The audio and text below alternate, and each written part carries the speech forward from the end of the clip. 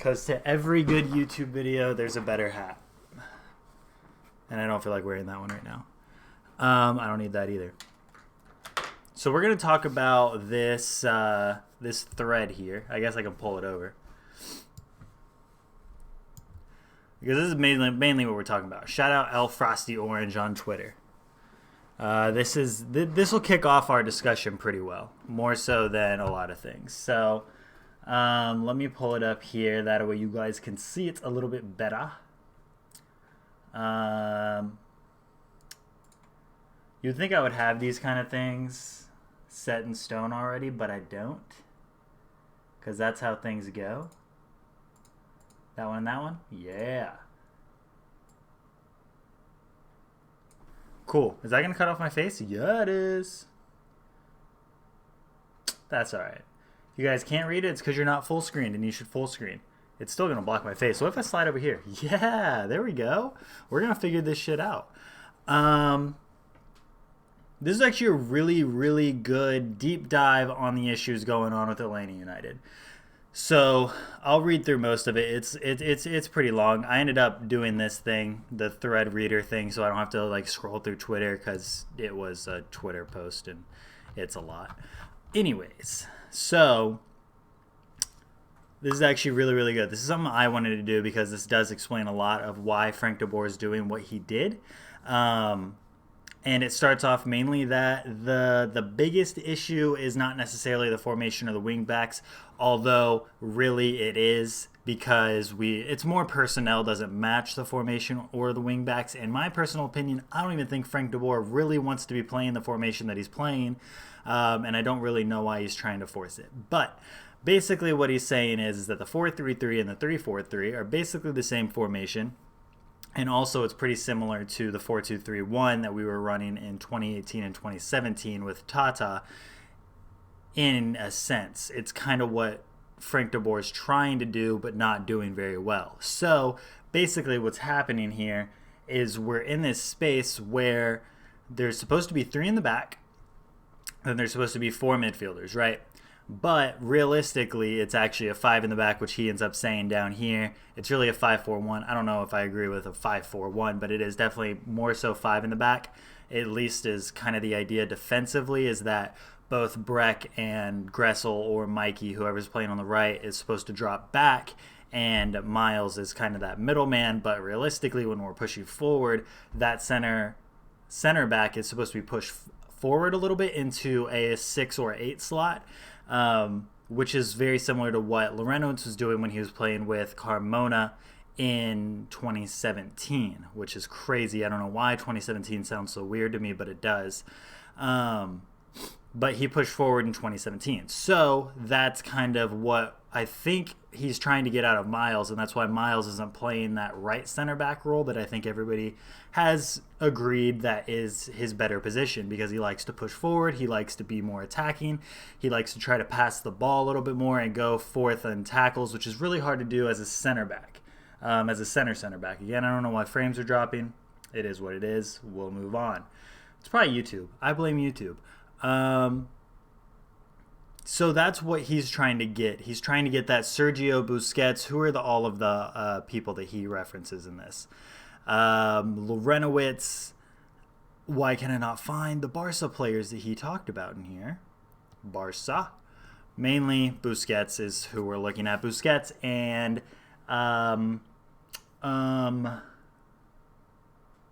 Mascherano. That's what I'm thinking of. Midfielder, center back, kind of mix. So I think Jeff Lorenowitz would fit this system a lot better, and I think Jeff Lorenowitz should honestly be playing there. And if Gressel's not healthy by the next game, which we'll get into the next game in a little bit, but Miles should play right back. It shouldn't be Mikey. If we're going to be playing this type of formation, put Miles out wide. Why not? If we're going to try to force this 3-4-3 formation, that's what's going to happen. But here we're going to get down to what his actual thing is. I have a theory that this style of possession attack can work at the highest level of the game, i.e. with Iniesta, Xavi, and Busquets in the midfield, but it's not as effective as transitions at lower levels like the MLS, where players aren't the best in the world and the talent gap is smaller. I have zero evidence to support this theory, though I'll save it for another day. Anyways, back to my biggest concern on Frank de Boer's system. Teams that attack almost solely through possession nearly all have one similar characteristic: the use of a false nine at center forward. This creates drops deep to create intricate triangles with typically the dual eights and the wingers. So Joe, and he goes into why, but basically that's how it worked in Ajax. Whenever Frank de Boer was there, they basically had a midfielder playing striker, and then the wingers slash strikers would push from the wings and create more chances, aka what Barco and Pity are there for.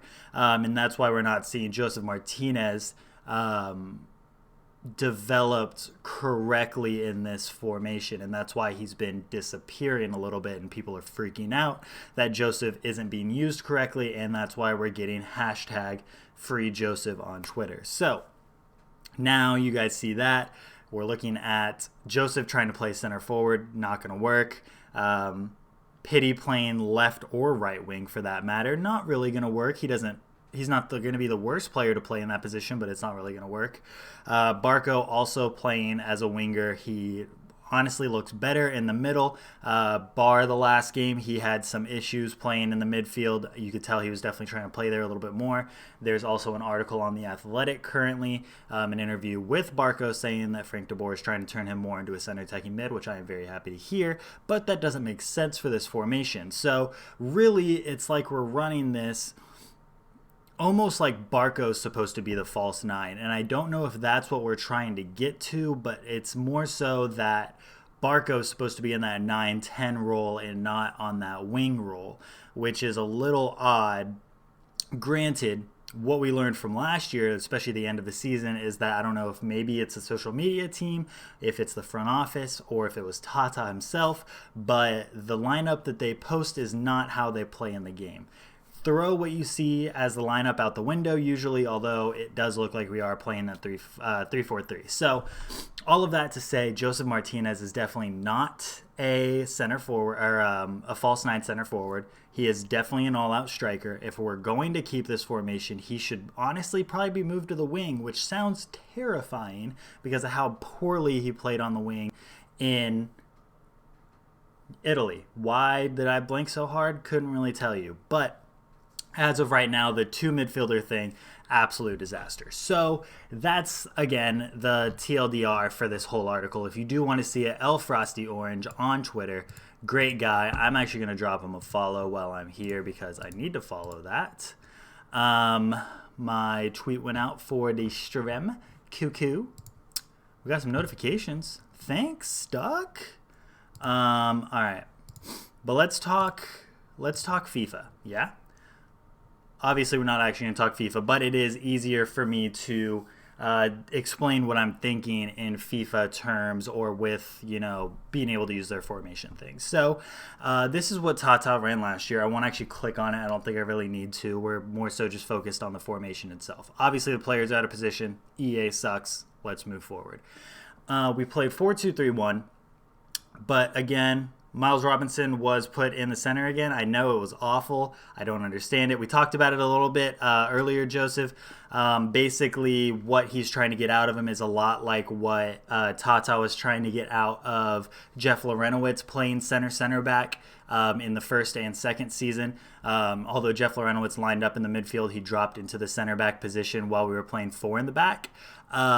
So that's more so what he's trying to get out of him. He's trying to get Miles to push forward during offense and drop back during defense. That's a lot to ask of a young player to do, but obviously we can shape him into the type of player we need in the future. But I do think we should just put Jeff or Michael Parkhurst there for a faster turnaround, because I don't think now in the beginning is the time to be trying to do this, especially when you're a manager that's trying to fight for your job from day one because you don't have a good track record. It's not good to be experimenting too much in the beginning. That's just my decision, or my opinion rather. But again, this is kind of what we were playing 2017, 2018, right? What's up, Luke? How are you, buddy? Welcome to the stream. Let me scroll down a little bit so I have my whole chat. I don't really need to see my own face. So this is what... Nope. Nope. This is what we ran 2017, 2018.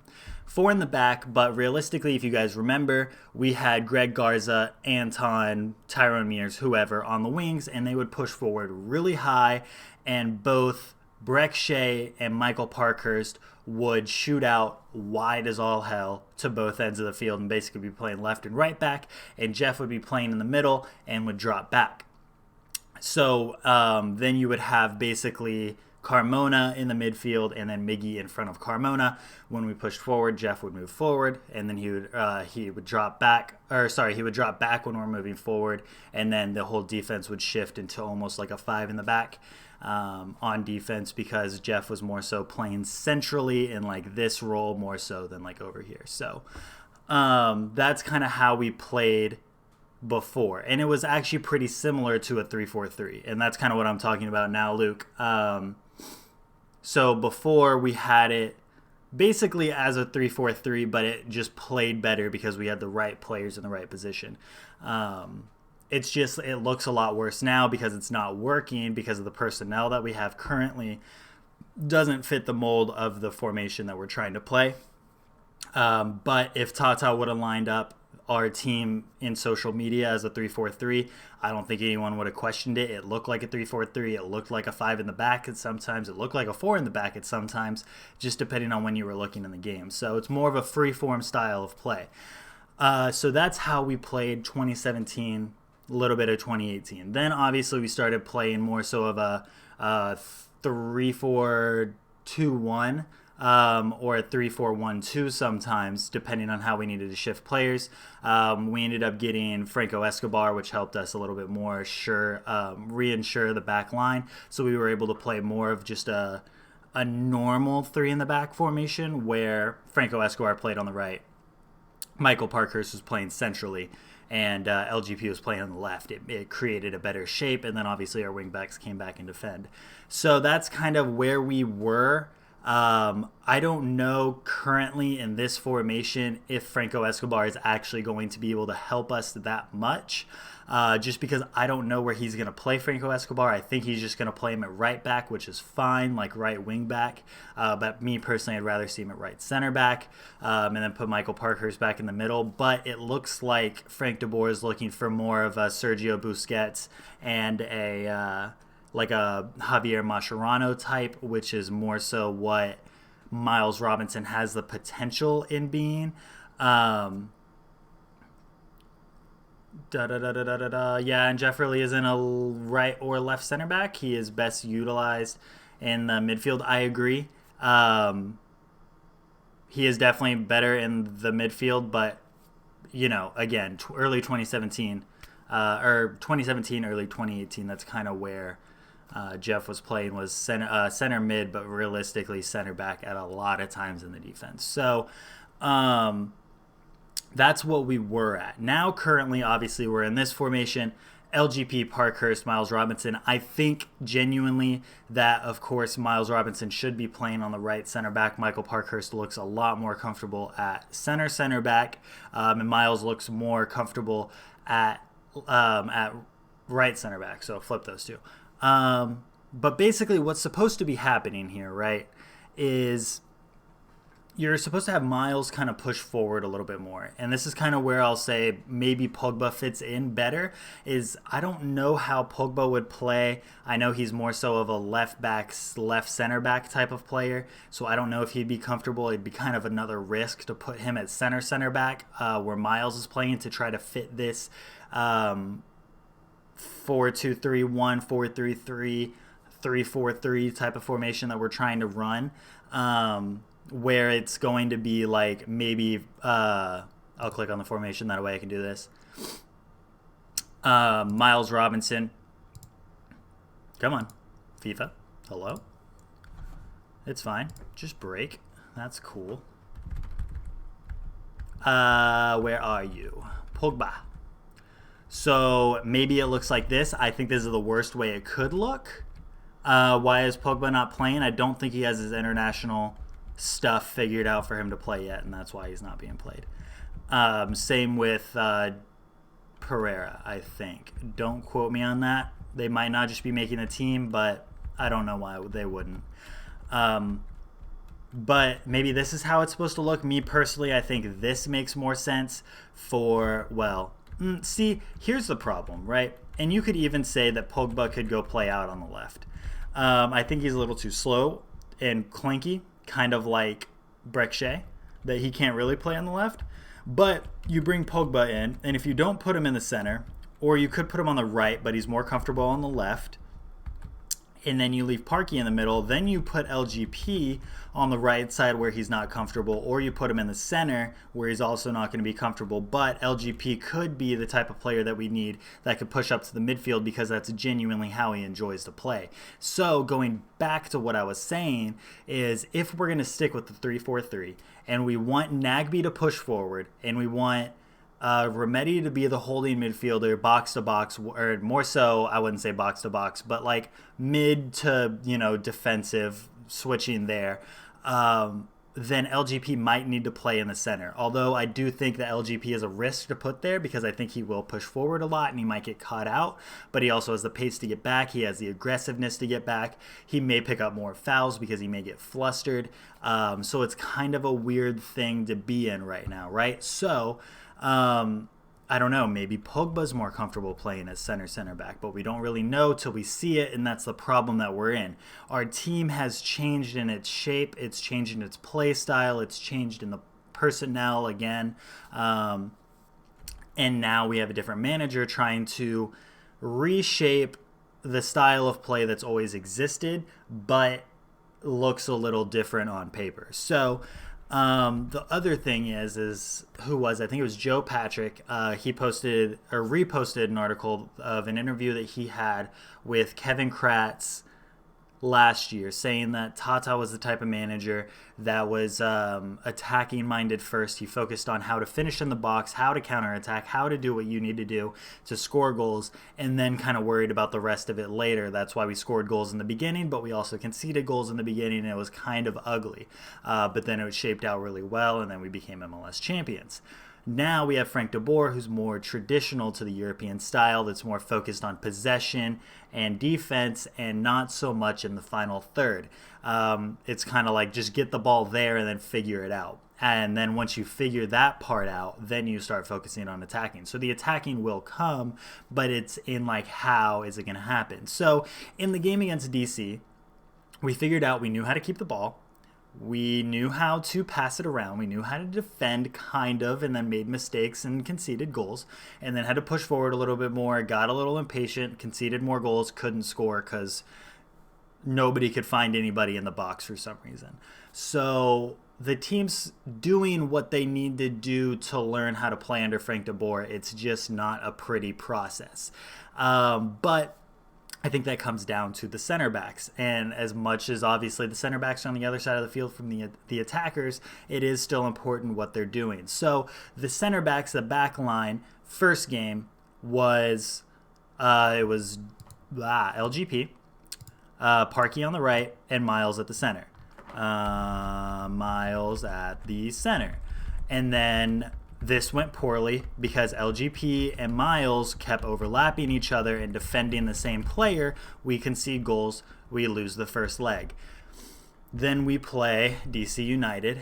Then we play the second leg, and Miles and Parky switch sides. Julian's out there. And it should also be mentioned that Remedy and Lorenowicz should never play in the midfield together if they're going to be the only two there because they're both too defensive-minded. No progress is ever made in the middle. Nagby should never be played on the wing again. Not in this team, not in this formation. He hasn't played on the wing since Portland. There's a reason he shouldn't have played there.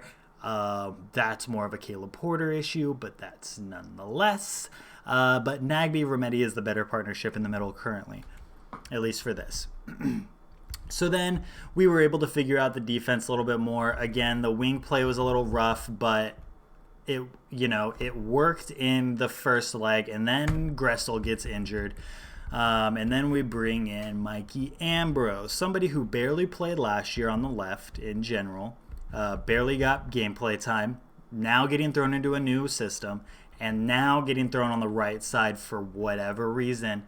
But, I mean, realistically, if you look at our squad, who the hell else is going to play on the right with Franco Escobar and Julian Gressel injured? So that's kind of where we're stuck, right? So we played Mikey and Breck Shea on the wings. Breck Shea exhausted, kind of out of shape maybe. I don't know what's going on with him. Played really well in the second leg. Did pretty poorly against DC, but everybody did. And then I think that was more confusion in terms of just who was playing and what was happening. But it happens. So again, with the backs, I think Michael Parkhurst, although he's not the fastest, is capable of moving forward like he is needed to move into that center defensive mid role if needed, but can also get back. I do kind of want to see what would happen if LGP played center back, because I think he's very capable on the ball to move into that center defensive mid role and play with Remedi and Nagbe and be comfortable and create chances, but also get back in time. I think it'll just be an adjustment period for sure. But realistically, this is kind of what we're looking at until Franco Escobar gets back, and then maybe Miles drops out of the team for a little bit. I don't know. But then also with Florentine Pogba, you kind of wonder what happens there. So this is how the back line I think should have been, but then we ended up changing back to this. Miles got caught out in the middle. Parkhurst got caught out a couple times. LGP got caught out a couple times. Nothing really looked right in the midfield. I think LGP and Parkhurst are just really comfortable playing next to each other, and it probably needs to stay that way, at least with Miles on the team. So we'll see what happens when Franco Escobar comes back. Maybe it's more comfortable for LGP to play center back or Miles Robinson. But now let's move to the midfield. Like I said, Remedi doing incredible. Jeff Lorenowitz was playing well, and I think he does deserve maybe a spot in the defense at the least, but maybe even in the midfield, but in that Eric Remedi spot.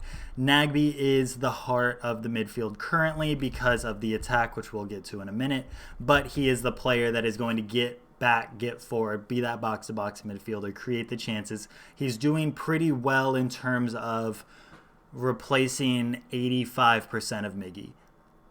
And that last 15 is mainly because of the formation at the top. But again, we'll get to it. Nagbe's done incredibly well. I think he needs to stay there. That midfield, perfect. Easy.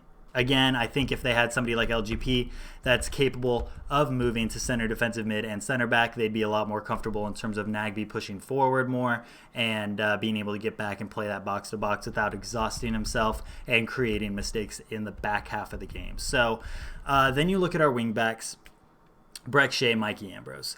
Breck Shea will 95% of the time be at blame this season because he doesn't have a good track record in the past few seasons. And he just, hasn't been that great. He had one good game. I praised him for that game. I prefer how he's been playing. But I know that it's a lot of confusion in terms of what this lineup's supposed to be doing and where players are supposed to be playing. Luke, I will get to Brad. I'm actually going to do Brad last, just because he's in a weird spot too. But Breck Shea he's going to be like Anton first season. He's going to be like, who was it last year? Miles, I guess, last year that took a lot of the blame for a lot of stuff, and Chris McCann.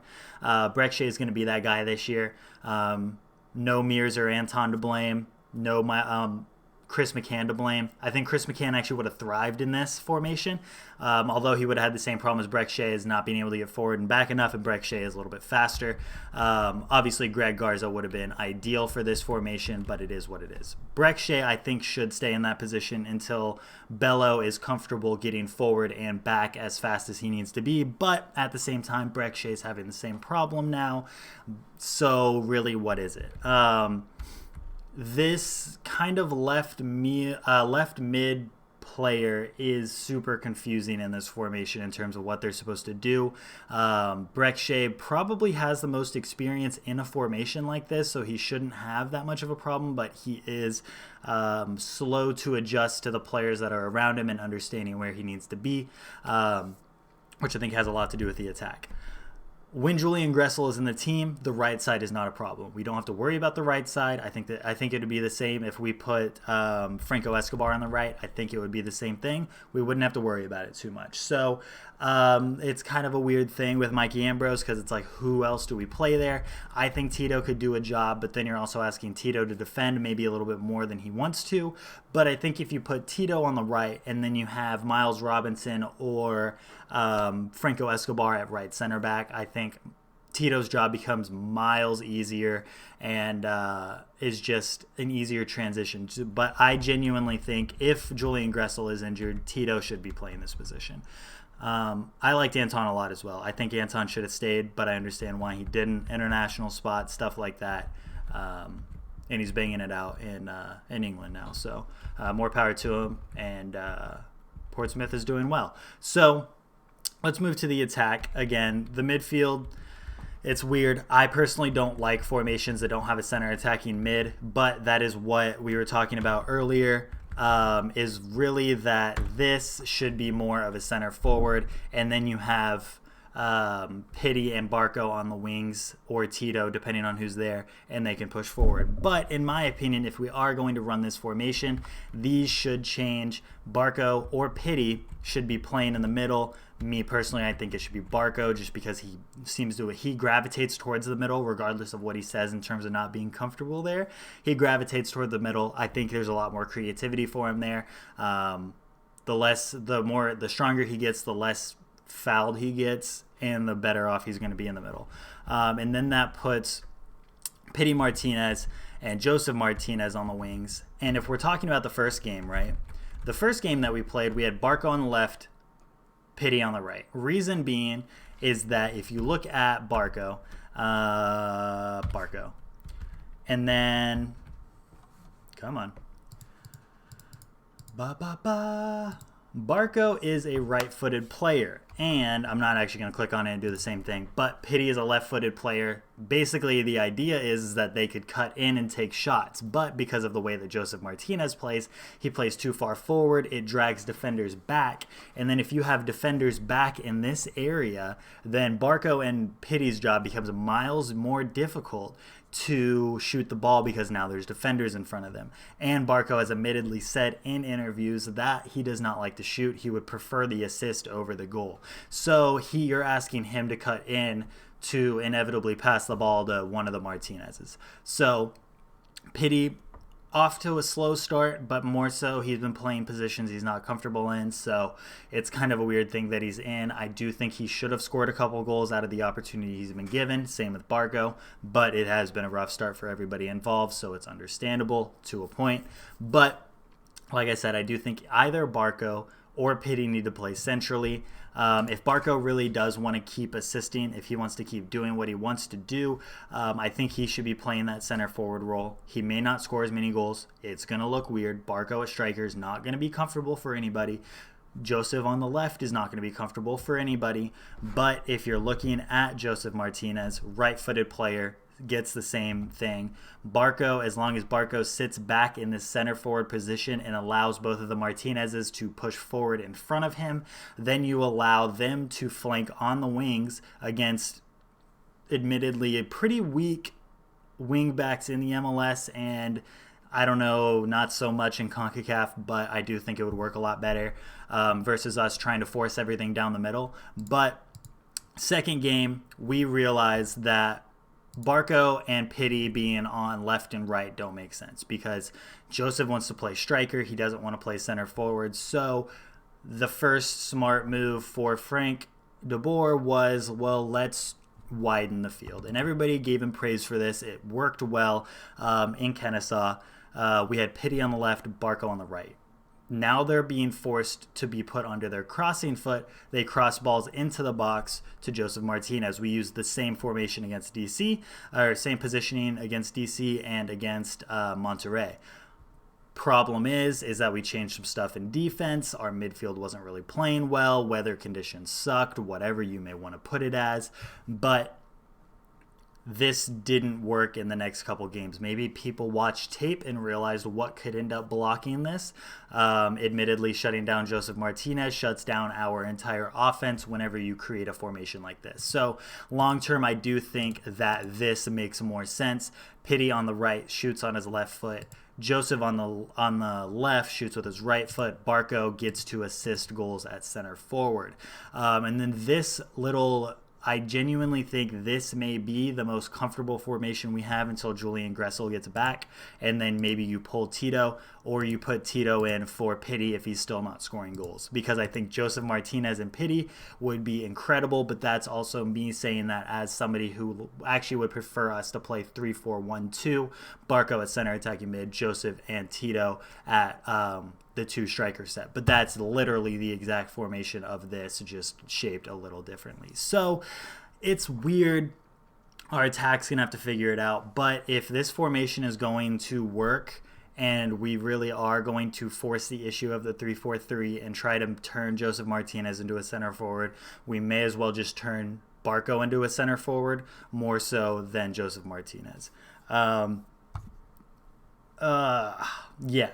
So before I get to Brad Guzan, I want to talk about the game a little bit more, because obviously the big talking point was there were a ton of penalties and fouls called and not called during the Monterrey game, during the DC game, during the Herediano game, that created a lot of discomfort, distrust. A lot of words could be used for that, but why not try going back to the 4-2-3-1? Realistically, the 4-2-3-1 is just a 4-3-3, but I don't think the 4-3-3 works with this very much either, to be honest with you. I think it could work in theory, but realistically, the best times that we had in a 4-2-3-1, we still had a center defensive mid that dropped back into defense more. I personally would like to see the 4-2-3-1 come back, but I don't know. It's weird with Pity. I don't know how it works. It's weird. I don't know. But, I mean, the 4-2-3-1's an option, so let's see. Let's go in here. Yeah. I'm sure that's what ATL played at Bobby Dodd. Yeah, but our team was shaped differently then. And again, that 4-2-3-1 that we ran included Jeff Lorenowitz. Come on. Sorry, FIFA likes to break things. So let's act like Barco's Yamil Assad, but he never will be. Eric Rometti is going to be a Carmona for this, and Jeff Lorenowitz is going to be here.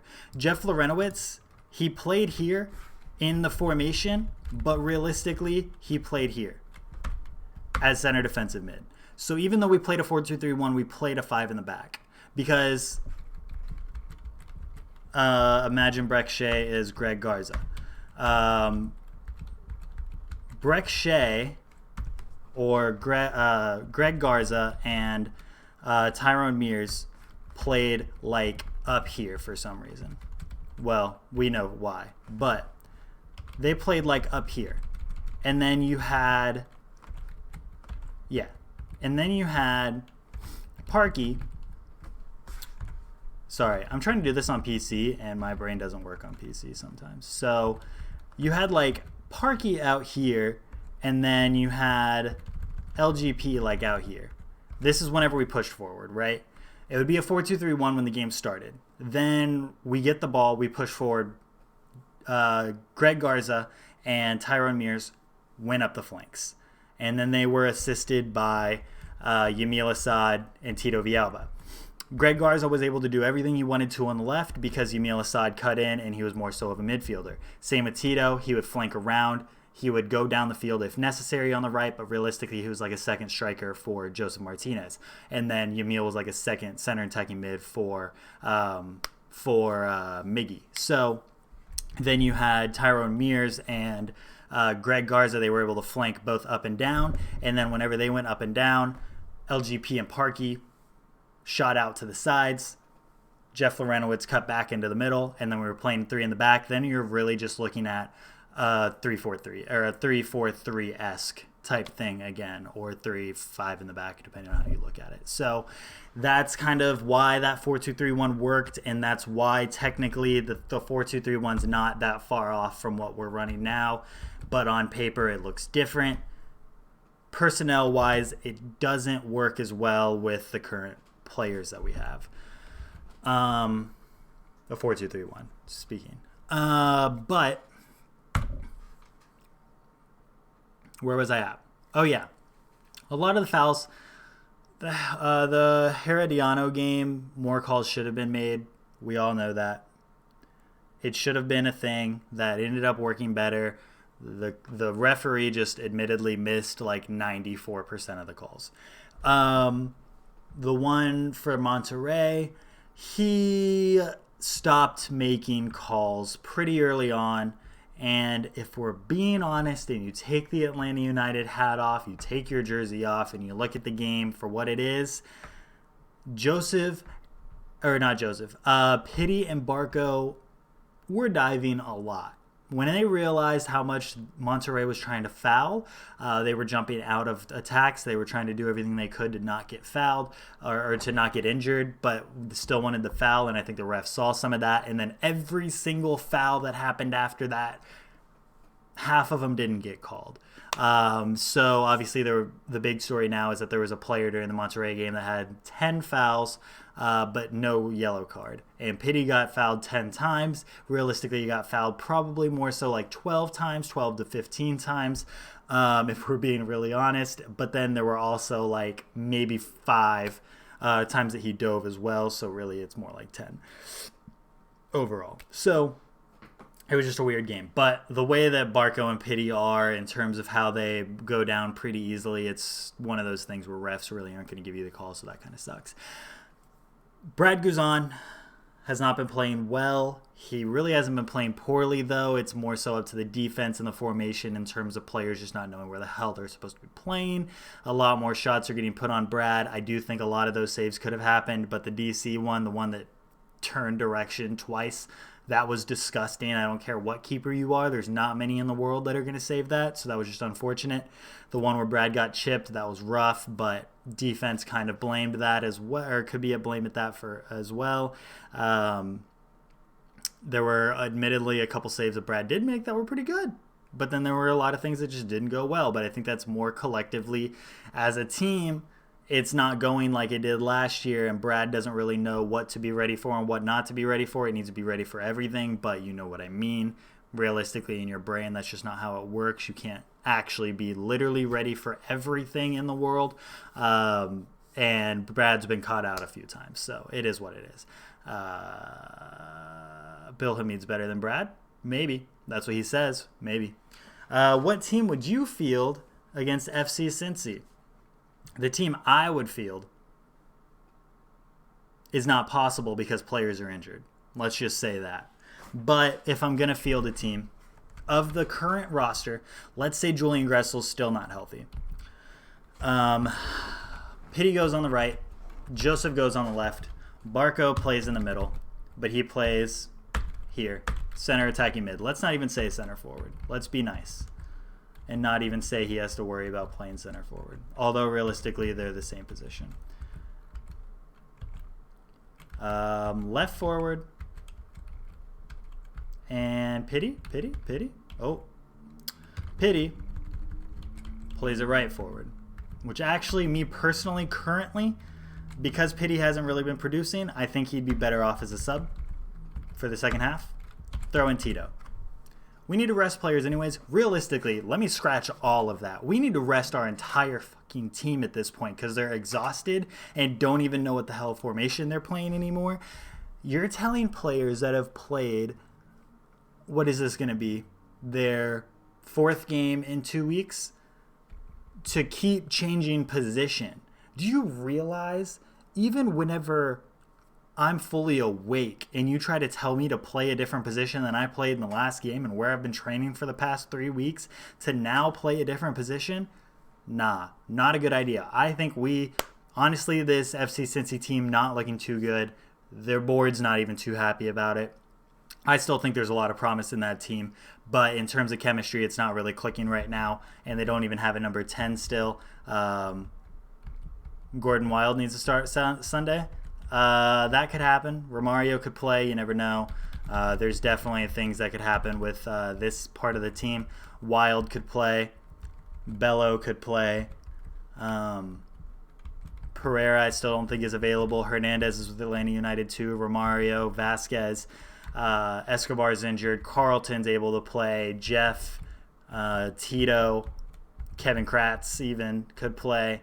There's a lot of things that we could do with the team. I think we should rest everybody, but let's say we don't rest the squad. Let's not say Cincy. Let's just say next Wednesday. Although I don't think we're going to win that game. I'm going to be blunt with you now. I don't see us winning that game. They're a better team than us. Plain and simple. It sucks to say because it's our team. We love our team. We want them to succeed. We want to see them in the best light. But overall, as a team, they've been undefeated since what? December? September? Something like that. They're 9 games into their season. They're in shape. They're together. They haven't changed managers. They're playing well. We're not. We don't really have the defense or the midfield that can compete with Monterrey. I don't see us winning the game. Plain and simple. I think we'll score goals, but there's no way in hell we overcome that deficit. Just saying, not without an away goal. Anyways, this is the team that I would play. Let's say we are keeping formation to an extent, but I would like to see Barco play center attacking mid. I would like to see Tito and Joseph play together up top to ping passes together, and then throw in Pity wherever he may fit. Maybe center attacking mid, maybe on the right, maybe on the left. Who knows? Nagby and Remedi should start together. Breckshay on the left. Gressel on the right if he's healthy. If Gressel's not healthy, put Miles Robinson there. And then in defense, it should just be this. For now, keep it comfortable. Again, if Miles needs to play on the right, throw Jeff Lorenowitz in the middle.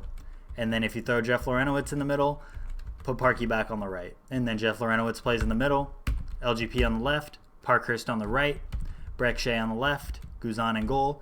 That's the team that we should play. Again, that's if Gressel's not healthy. Even if Gressel is healthy, maybe we shouldn't play Miles yet. And we should play Jeff Lorenowitz. Maybe rest Miles. Rest his mind.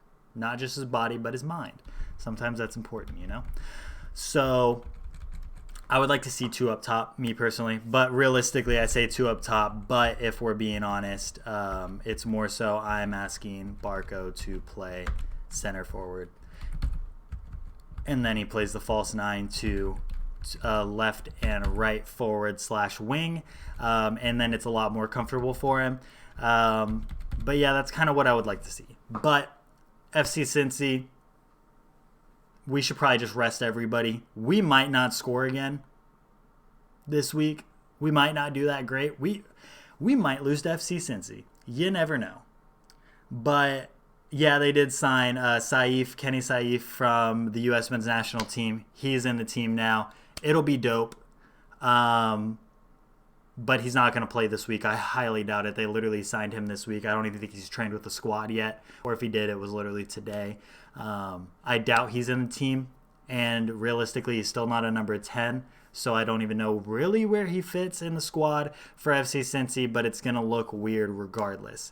I think even a rested team will beat them. They were so bad defending versus Seattle. They scored an early goal. They got really excited. They conceded a goal. Jordan Morris was playing out of his mind. They did play poorly defensively, but they weren't that bad defensively. They started pushing forward a lot more. You have players like Alvis and did Greg play on the left or was it somebody else? But those players are going to push forward a lot. You leave center backs alone. And unless you have that number 8 / number 6 to fall back into the defense for counters and things like that, you're going to get caught out by a team like Seattle. Seattle's not that bad of a team. They've had a rough go at it, but now that they have a striker that's scoring, Jordan Morris might be able to save that team. They're still not full strength. I do think we could beat FC Cincy with a little bit of a rested or a weaker squad. I don't think we could throw out, our entire bench and expect to win that game. We might be able to draw the game, but if that's the case, we're going to have to play incredibly defensively. And I don't know if throwing out 3 new defenders out there is the best idea. But it'll be interesting to see for sure. I don't think our defense can really change that much, though, because we don't have that many defenders. So if our defense is out there with the top 7 players of our team all rested and young players and whoever, then I do think it's possible for us to win the game or draw the game. If we can get a lucky goal, then we can win. If we draw, then it is what it is. We got to focus on this MLS season and try to get back to the CCL next season. Yes and no. I mean, we do need to obviously focus on the league because we're not going to win the Champions League this year. But that being said, we can't just bench our whole team and then go into the MLS expecting everything to magically work. During the Champions League game, we're going to need to try something. We're going to need to try to keep things the same even, because this team needs to mesh somehow, some way. They need to figure out the positioning of all the players. So, yeah, there's a chance that Frank de Boer doesn't change anything. It's entirely possible. And it may be possible that we don't even rest the team for the next home leg of the Champions League. We might play our full team back-to-back games again. Our team might be dead at the end of the Wednesday game. It's entirely possible. So that's kind of where we're at now. It's a weird position to be in, but we can't just bench our players in either competition currently, at least our whole team, because they still have to figure out what the hell they're doing.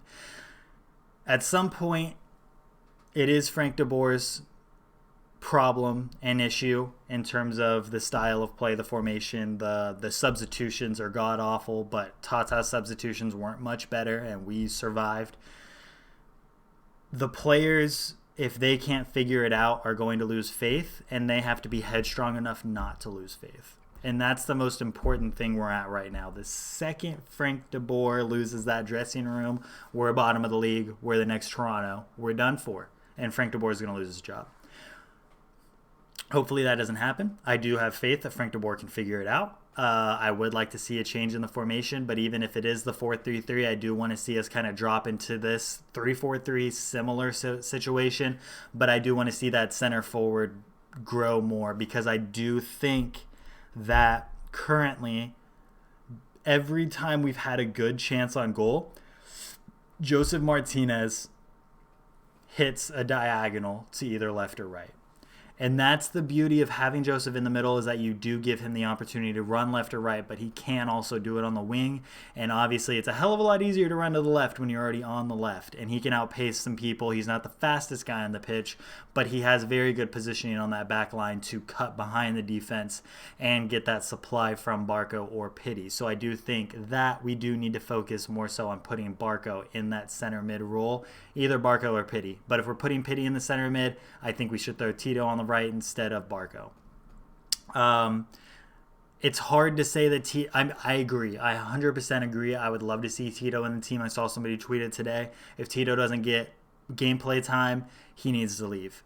And as much as we love Tito, it needs to happen because he's way too good of a player. He's an international squad player for Paraguay now. He needs games. He needs gameplay time. He's way too good to be wasted on the bench. But when you spend a combined $30 million on two players, it's kind of hard to bench either one of them. Because you want them to progress, you want them to get better, you want them to have gameplay time, you want them to score goals and assist and be starters on the team because you spent a ton of money on them. And then Joseph Martinez, obviously, top goal scorer, incredible player, now also the most expensive player in the, or highest wages in the MLS. So that's where we're at. My favorite Atlanta player is Tito, can't lie. That's a lot of people's feelings. So it does suck to see Tito on the bench because Tito is one of my favorite players as well, if not my favorite, but Nagbe's definitely my favorite. I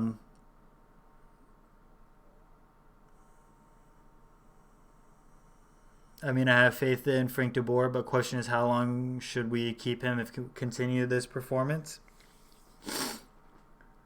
If Frank de Boer has the same issue as Tata in terms of refusing to change formation, refusing to try something else when it's not working, he is not going to succeed. Luckily for Tata, when things didn't work, it was usually against the same teams. It was Columbus, New York, and DC that we struggled against. Our style of play did not work against those teams.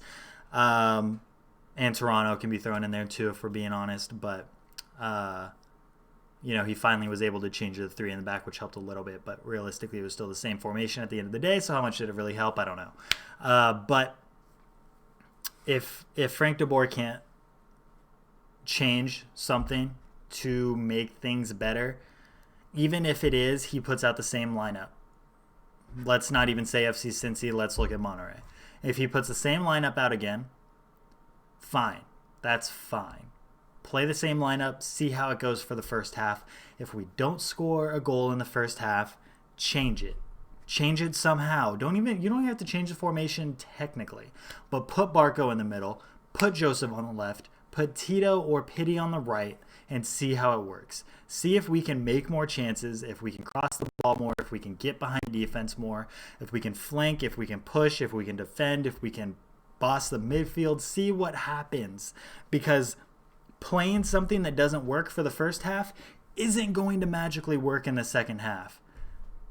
That's not how it's going to go, especially in the Champions League, because we are not a mid-season team.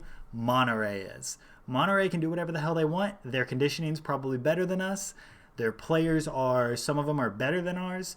And honestly, late in the game, we're not in a good spot because our players are going to get tired. We're asking them to do a lot. Breck Shea's kind of older now. We're asking him to flank up and down the field. We're asking Julian Gressel or Mikey Ambrose to flank up and down the field.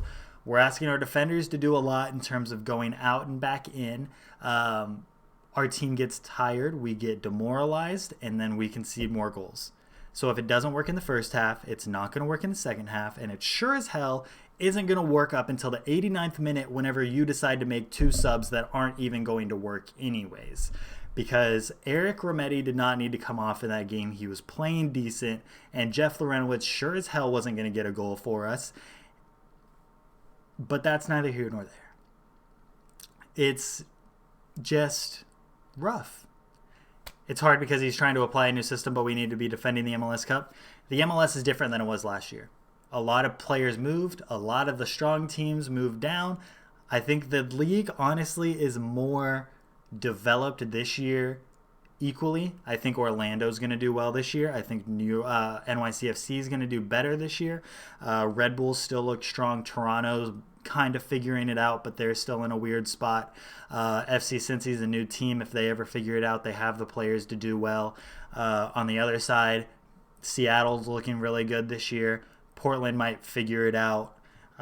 Colorado's looking decent. Minnesota's looking good. The league may not have the best teams, may not have gotten that much better, but the middle and the bottom got better, and now the entire league is more developed. It's going to be more difficult to win this year than it was last year. SKC looking like the toughest team right now. One of them, definitely. I don't know if they're definitely the toughest team in the league, but they're definitely looking like one of them.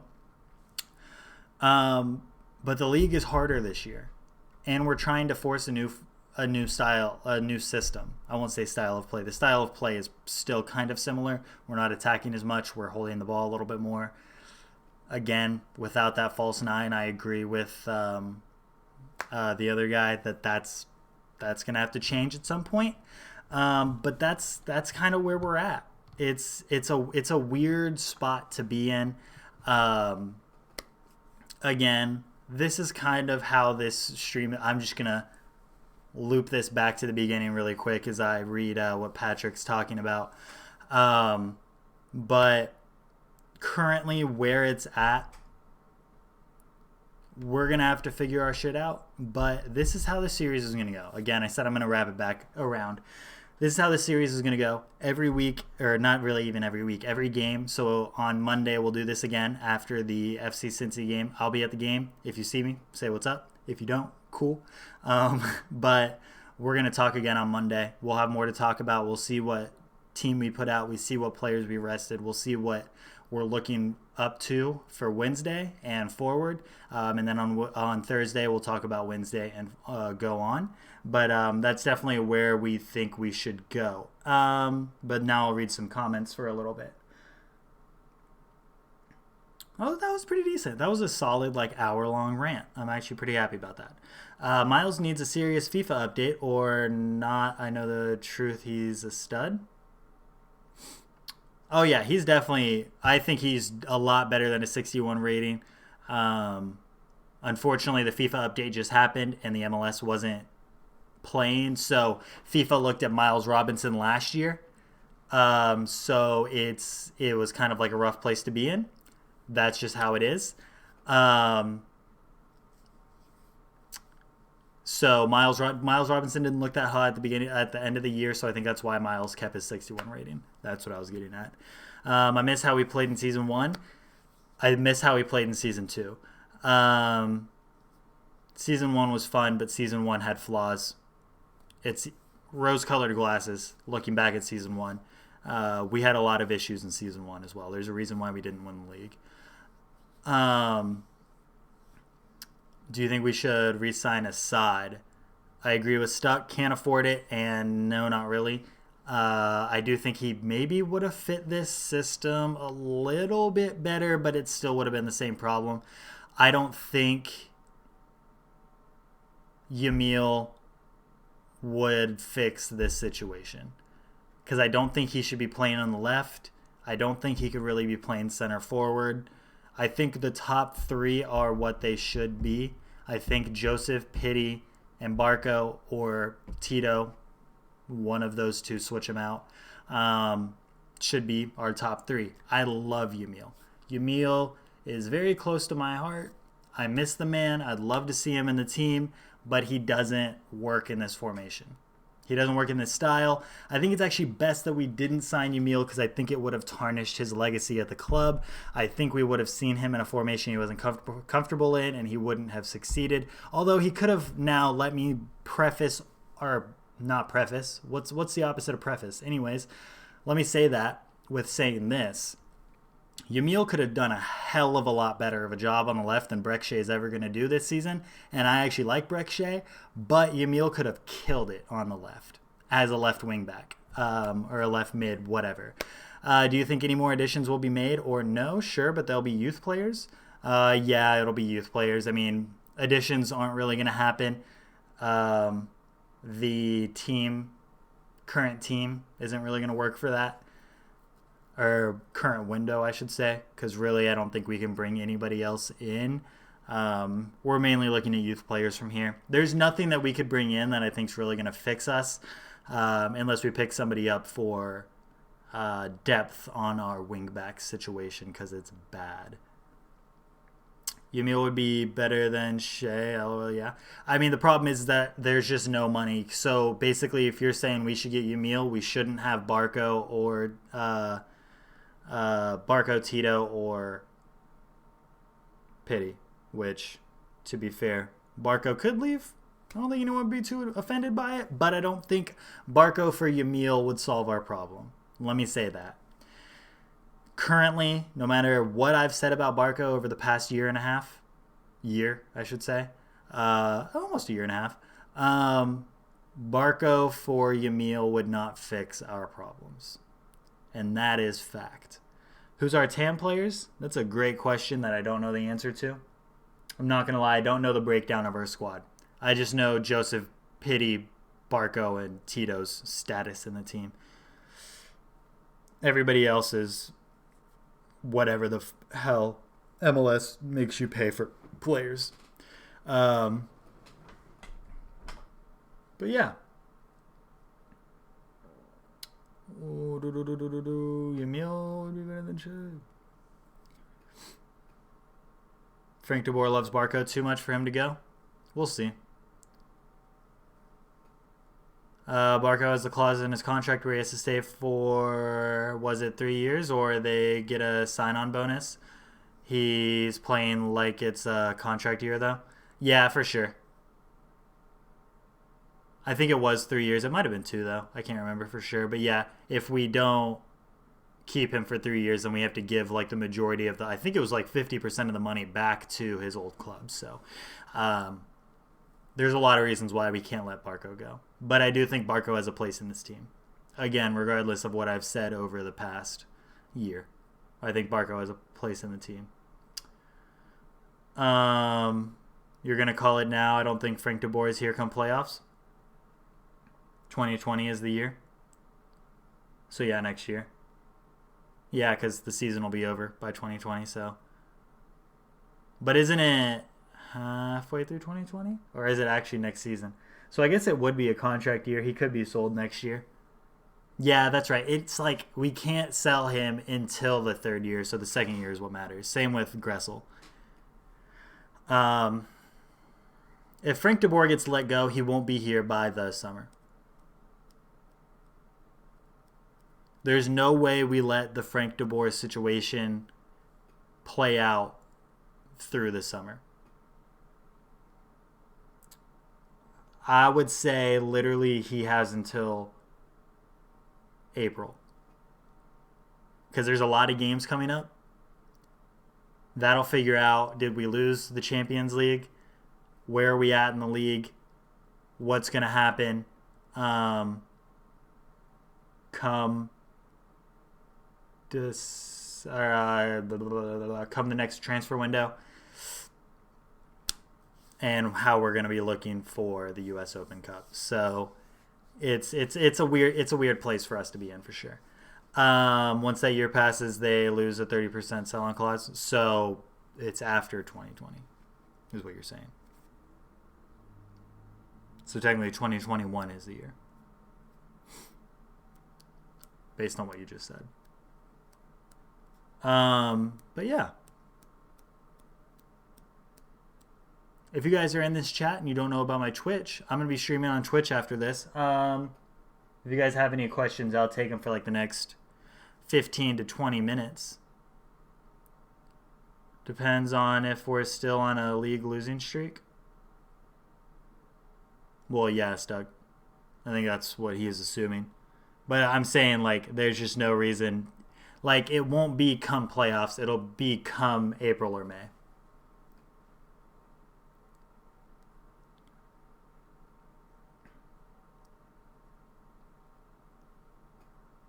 You can't see a 7-0 under Frank de Boer? What do you mean? Like us winning 7-0? I think it's possible. But it would require our team to look like this.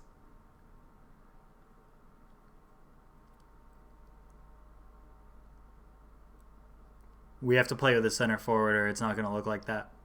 I think all the teams are too good for that. I would almost agree with that. Vancouver looks really bad this year. Their lineup's not looking hot. New England didn't get much better. I would not be surprised if Vancouver and New England are at the bottom this year, which is crazy to say considering how good Vancouver could have been last year. But I don't think Orlando's at the bottom this year. I think it's going to be New England or Cincy. Earthquakes. Yeah, Earthquakes didn't get too much stronger this year, if at all. But I don't think they got that much worse. I still think Vancouver, I don't know though. We'll see. Vancouver may end up pulling it together with the team that they have.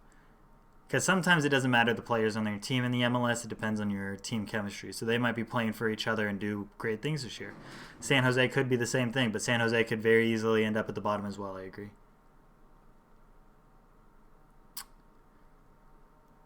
But yeah.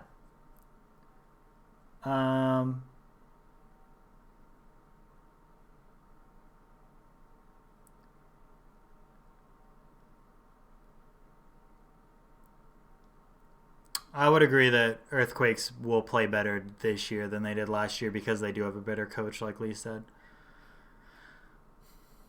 They'll just find a way to be relevant at least. Yeah, agreed. I think the second half of this season is going to be super interesting. This first half of the season will also be interesting, but the second half is going to be the meat of the season, in my opinion. But yeah, that was good. Everybody that's in the stream right now, if you want to hit that like button for me while you're still in here. Most improved is Minnesota. Big facts. If you actually look in FIFA right now on the ratings list, if you go to SoFIFA, which I can actually do it right now. Look at this. This is nuts to me. This is wild because of the team that Minnesota have put together. If you go here, right? We're not translating. We're going to go to teams. Then we're going to go leagues. Major League Soccer. Look at this, bro. Oh, wait. It changed. Before, which it literally depends on however this is organized. But if you actually look at the team, which I think the 73 attack rating's not true because I think Quintero's a lot better than that 73 rating, but obviously that's attacking as the core. Minnesota has become a top 4 team in the league in terms of FIFA alone, which we know FIFA's trash, and they've underranked some players. But they're honestly like one of the most complete teams. 71 defending, 71 midfield, 73. We're 70 defending right now. 71 midfield, 78 attacking. Granted, there's some players in wrong positions and stuff like that, but obviously our attack's incredible. Same with LA. That's up to the 2 strikers, though. So yeah, Minnesota has improved greatly compared to where they were last year. That stadium's going to be beautiful too. Opara was in a massive move. Big facts. They should finish top 4, yeah. Honestly, I think they could finish top in the West if they really tried. But yeah, the team they put together is incredible. And now Toronto's all the way down here. And look at Vancouver. Orlando's still listed as the second worst team. Realistically, they're kind of up in this mediocrity range, but obviously the MLS doesn't range that much. 71 rated as the top, 67 as the bottom in terms of overall rating, but you can see like the breakdown of squads and stuff. So, but yeah, a bunch of mediocrity. Other than that, if you guys did enjoy, make sure you slap that like button for me. It looks like you all did, which I appreciate that. You're all beasts and legends. I'm going to end the stream here. I'm going to go stream on Twitch in a minute. Nani is on Orlando, yes, and he didn't start last week, and I'm fucking mind blown. They did sign a number 10, and don't think he'll do very much. Yeah, he's not looking too hot, but you never know. He could be. But yeah, I'm going to go stream on Twitch. We'll do this episode again on Monday. We're going to do this on Monday, the day after. It's always going to be the day after. That way I don't come on here and I start yelling about things that I haven't thought about for at least 20-ish hours. So that's what we're going to do. So Thursday, I'll see you, or Monday, sorry, I'll see you guys here. We'll talk about some stuff. We'll get ready for the Wednesday game and do it all over again on Thursday. If you guys did enjoy, make sure you like, comment, and subscribe. And until the next one, I'll see you guys later. Peace.